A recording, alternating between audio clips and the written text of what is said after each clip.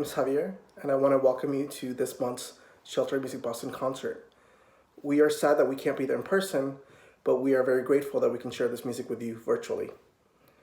We have a very exciting program for you, featuring the unique combination of voice, percussion, and cello. The music in this program will take us on an outward journey to outer space. It will then bring us inward to the exploration of self and identity through the words of Emily Dickinson, as well as the word of one of our Shelter Music Boston audience members from the past. And finally, we end with the truly American tradition of spirituals. Thank you for joining us and enjoy.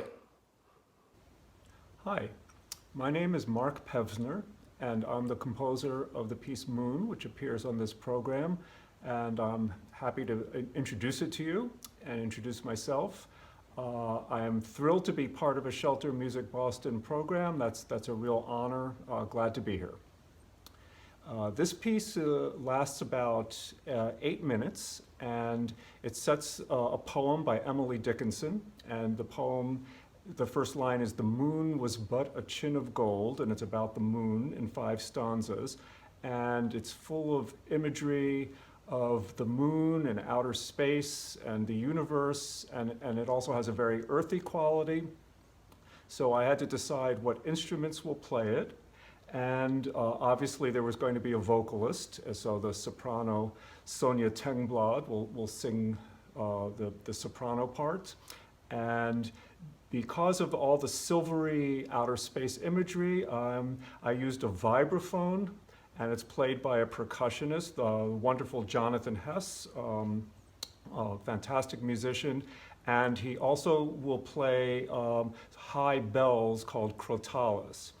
And finally, because there's an earthy element to the poetry, I also wanted to have a cello part, and Javier Caballero, who has appeared on many of these programs, will play the cello. Often I'm asked, can I play the instruments that I write music for? And if I can't play them, how can I compose for them? And in this case, definitely I can't play any of these instruments. I do play the piano, but I rely on colleagues, and I like working with them. And my favorite is to have musical friendships, which is true for all the 3 instrumentalists you'll hear now. And we discuss things, and I make improvements based on that collaboration. The combination of these 3 instruments might be unique. I don't know of any other examples that use this exact combination, and that was a challenge to combine the colors. But I want to say it was a very enjoyable challenge. That was a nice part of this. Sometimes I'm asked, well, how do you think up the music? And actually, no one can really answer that question, but all music uses building blocks and basic ideas. And here's one that comes right at the beginning and recurs throughout the piece. And I'll play it for you. It is...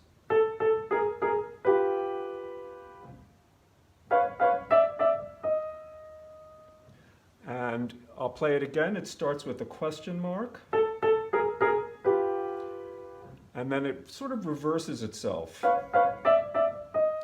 And it comes in a lot of different moods. Here's an example a little later in the piece where that same motive occurs.